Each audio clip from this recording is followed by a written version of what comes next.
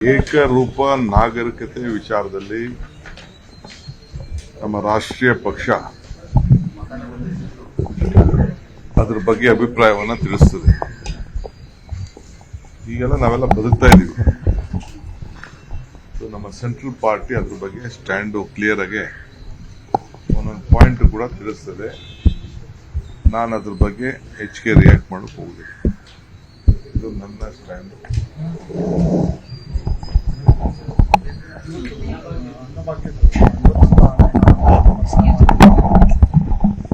ಖಂಡಿತ ನಾವು ಮಾತು ಕೊಟ್ಟಿದ್ದೀವಿ ಅವ್ರಿಗೆಲ್ಲ. ಅಕ್ಕಿ 5 ಕೆಜಿ ಅಕ್ಕಿ ಸಿಗೋವರೆಗೂ ಅಕ್ಕಿ ಪ್ರಯತ್ನ ಮಾಡ್ತಾ ಇದ್ದಾರೆ ನಮ್ಮ ಸರ್ಕಾರ. ಮುಖ್ಯಮಂತ್ರಿಗಳು ಮತ್ತು ನಮ್ಮ ಫುಡ್ ಮಿನಿಸ್ಟರ್ ಎಲ್ಲ ತರದ ಪ್ರಯೋಗ ಆಪ್ಷನ್ಸ್ ಎಲ್ಲ ಮಾಡಿದ್ದಾರೆ. ಸೊ ನುಡಿದಂತೆ ನಡಿಬೇಕು ಅನ್ನೋ ದೃಷ್ಟಿಯಿಂದ ಕೆಲವು ಸಲಹೆಗಳನ್ನ ಬೇರೆ ಪಾರ್ಟಿಯವರೆಲ್ಲ ನಮ್ಗೆ ಕೊಟ್ಟಿದ್ರು, ಮಾಡಾರು ಕೊಡಿ ಅಂತ.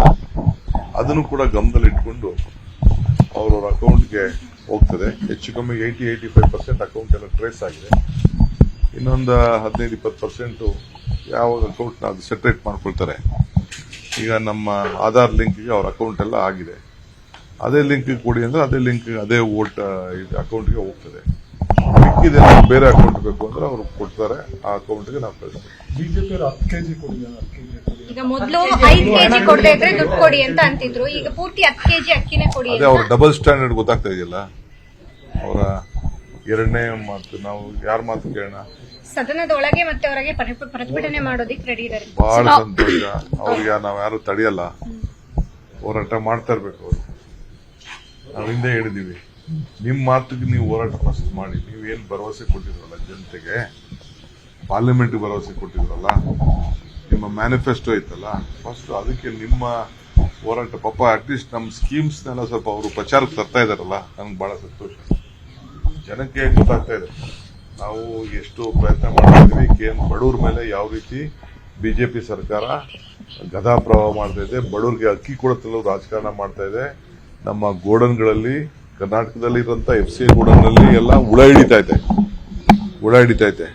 ಅದು ಅವ್ರಿಗೆ ಹುಳ ಹಿಡಿದ್ರು ಪರವಾಗಿಲ್ಲ, ಅಕ್ಕಿ ಮಾತ್ರ ಕಾಂಗ್ರೆಸ್ ಒಳ್ಳೆ ಹೆಸರು ಬಂದ್ಬಿಡ್ತದೆ ಅಂತ ಹೇಳಿ ಅವರು ಅಕ್ಕಿ ಕೊಡ್ತಾ ಇಲ್ಲ. ಅವ್ರು ಕೊಡದೆ ಹೋದ್ರು ಚಿಂತೆ ಇಲ್ಲ. ನಾವಂತೂ ಮುಂದಕ್ಕೆ ಪ್ಲಾನ್ ಹಾಕೊಂಡಿದ್ದೀವಿ.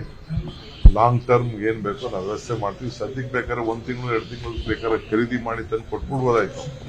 ಅದು ಅವ್ರಿಗೆ ಹೇಳೋದು, ನಮಗೆ ಕಂಟಿನ್ಯೂಸ್ ಸಪ್ಲೈ ಬೇಕು.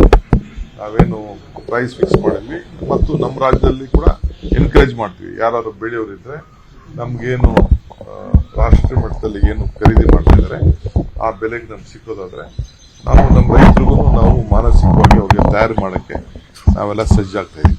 ಸರ್, ಈಗ ಅವ್ರು ಎಲ್ಲೋ ಒಂದ್ ಕಡೆಗೆ ಏನಾದ್ರು ಸ್ವಲ್ಪ ವಿಫಲ ಆದ್ರ ಸರ್, ಯಾಕೆಂದ್ರೆ ಅಧಿಕಾರಿ ಎಲ್ಲರೂ ಕೂಡ ಎಲ್ಲವನ್ನೂ ಕೂಡ ಅಧಿಕಾರಿಗಳೇ ಆಗ್ಬೇಕು, ಅಧಿಕಾರಿಗಳೇ ಮಾಡಬೇಕು ಅಂತ ಇದ್ದಾರೆ. ಅವರು ಮತ್ತು ನಮ್ಮ ಚೀಫ್ ಮಿನಿಸ್ಟರ್ ಏನೆಲ್ಲ ಪ್ರಯತ್ನ ಮಾಡಬೇಕು ಮಾಡ್ತಾ ಇದ್ದಾರೆ. ಯಾಕಂದ್ರೆ ಈ ತಿಂಗಳು 2 ತಿಂಗಳು, ಕೆಲವು 6 ತಿಂಗಳು ಕೊಡಕ್ ರೆಡಿ ಇದ್ರು, ಕೆಲವು 2 ತಿಂಗಳು ಕೊಡಕ್ ರೆಡಿ ಇದ್ರು. ಪಕ್ಕ ರಾಜ್ಯದವರೆಲ್ಲ ಕೊಡಕ್ ರೆಡಿ. ನಾವು ಮಧ್ಯ ನಿಲ್ಸೋದು ಬೇಡ ಅಂತೇಳಿ ಒಂದು ಪರ್ಮನೆಂಟ್ ಸೊಲ್ಯೂಷನ್ ಬೇಕಾಗಿ ಮುಂದಕ್ಕೆ ನಾವೇನ್ ಮಾತು ಕೊಟ್ಟಿದೀವಿ ಆ ಮಾತು ಉಳಿಸ್ಕೊಳ್ಬೇಕು. ಅದಕ್ಕೆ ಕೆಲವು ಸಲಹೆ ಬಂದಿದ್ದಂತ ಬಿಜೆಪಿಯವರು ಕೊಟ್ಟಂತ ಸಲಹೆ ಕೂಡ ತಲೆಯಲ್ಲಿ ಇಟ್ಕೊಂಡೆ ನಮ್ಗೆ ಈ ತೀರ್ಮಾನಕ್ಕೆ ನಾವು ಬಂದಿದ್ದೇವೆ. ಸರ್, ಇನ್ನೊಂದು ಸಿಎಂ ಸಿದ್ದರಾಮಯ್ಯ ಅವರು ಒಂದು ಪತ್ರ ಬರೆದಿದ್ದಾರೆ ಸರ್. ಹಿಂದೆ ಚುನಾವಣಾ ಸಂದರ್ಭದಲ್ಲಿ ಪಕ್ಷ ವಿರೋಧಿ ಚಟುವಟಿಕೆಗಳನ್ನ ಮಾಡಿದವರು ಪಕ್ಷದ ಅಧಿಕೃತ ಅಭ್ಯರ್ಥಿ ಅವರನ್ನ ಸೋಲಿಸಿದಂತ ಕ್ರಮ ತೆಗೆದುಕೊಳ್ಬೇಕು ಅಂತ. ಕೇವಲ ಮೈಸೂರಿಗೆ ಅಷ್ಟೇ ಸೀಮಿತ ಆಗಿದೆಯಾ ಸರ್, ಅಥವಾ ರಾಜ್ಯಾದ್ಯಂತ ಬೇರೆ ಏನಿಲ್ಲ? ಯಾರು ಅವರ ನೋವಿದೆ, ಸಮಸ್ಯೆ ಇದೆ, ಅದೆಲ್ಲ ನಮ್ಮ ಡಿಸಿಪ್ಲಿನರಿ ಕಮಿಟಿ ಇದೆ.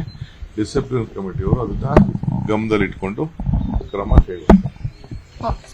ತಮಿಳುನಾಡಿಗೆ ನೀರಿನ ಸರ್ ಏನಿಲ್ಲ, ನಾವು ಜಗಳ ಮಾಡಕ್ ಇಷ್ಟ ಇಲ್ಲ. ತಮಿಳುನಾಡು ಹತ್ರ ನಾವು ಜಗಳ ಮಾಡಕ್ ಇಷ್ಟ ಇಲ್ಲ.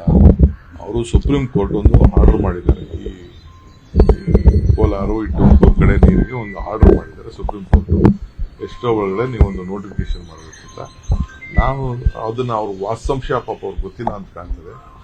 ಯಾವ ನೀರು ಅನ್ನೋದು ಅವ್ರಿಗೆ ಗೊತ್ತಿಲ್ಲ. ಅದಕ್ಕೆ ಕೆಲವೆಲ್ಲ ಈಗ ನಾವು ನಿಮ್ಗೆ ಗೊತ್ತಿದೆಯಲ್ಲ, ಕೋಲಾರಲ್ಲೆಲ್ಲ ಕೆರೆಗಳ ನೀರು ತುಂಬಿಸಿರೋದು, ಕ್ಲೀನ್ ಮಾಡಿರೋದು, ಇದ್ರ ನೀರು ಅಂತ ಹೇಳಿ. ಮತ್ತು ಬೇರೆ ಯಾವುದೇ ವಿಚಾರಕ್ಕೂ ನಾವು ಯುದ್ಧ ಮಾಡಕ್ ಅಂತ ಇಲ್ಲ. ಅವರು ನಮ್ಮ ಬ್ರದರ್ಸ್. ಅಲ್ಲಿರೋರು ಇಲ್ಲಿ ಕೆಲಸ ಮಾಡ್ತಾರೆ, ಇಲ್ಲಿರೋರು ಕೆಲಸ ಮಾಡ್ತಾ ಇದ್ದಾರೆ. ಈ ಸಾವಿರಾರು ಲಕ್ಷಾಂತರ ಜನ ಹೊಸೂರಿಂದ ಬರ್ತಾ ಇದ್ದಾರೆ, ಇಲ್ಲಿಂದ ಹೋಗ್ತಾ ಇದ್ದಾರೆ. ಅದಕ್ಕೆ ಏನಾದ್ರು ಒಂದು ಸಂದರ್ಭ ಇದ್ರೆ ನಾವು ಕೂತ್ಕೊಂಡು ನಾವು ಬಗೆಹರಿಸ್ಕೊಳ್ಳೋಣ ಅನ್ನೋದು ಒಂದು ಆಸೆ ನಮಗೆ. ಸರ್, ಈಗ ಬಿಜೆಪಿಯಲ್ಲಿ ಕಿತ್ತಾಟ ನಡೀತಾ ಇದೆ ಸರ್. ಕಿತ್ತಾಟ ನಡುವೆನೂ ಕೂಡ ಕಾಂಗ್ರೆಸ್ ಒಳ್ಳೆ ಸ್ಟ್ರಾಟಜಿ ಮಾಡ್ತು ಅಂತ ಹೇಳಿ ಕಾಂಗ್ರೆಸ್ ಬಗ್ಗೆ ಯಾಕೋ ತುಂಬಾ ಪಾಸಿಟಿವ್ ಮಾತುಗಳನ್ನ ಬಿಜೆಪಿ ನಾಯಕರು ಆಡ್ತಾ ಇದ್ದಾರೆ ಸರ್. ನಾನು ಅವ್ರ ಪಾರ್ಟಿ ಮಾತಾಡೋದಕ್ಕೆ ನಾನು ಅವ್ರಿಗೆ ಯಾರಿಗಾರು ಬೀಗ ಹಾಕಿಲ್ಲ. ಹಿಂದೇನೂ ನಾವು ಬೀಗ ಹಾಕಿಲ್ಲ, ಈಗೂ ಬೀಗ ಹಾಕೋದಿಲ್ಲ. ಅವರ ನುಡಿಮುತ್ತುಗಳು, ಅವರ ಅನುಭವ, ಅವರ ಆಚಾರ, ಅವರ ವಿಚಾರ ಜನರಿಗೆ ತಿಳಿಸ್ತಾ ಇದ್ದಾರೆ. ನೀವು ಅದನ್ನ ಪ್ರಚಾರ ಮಾಡ್ತಾ ಇದ್ದೀರಿ.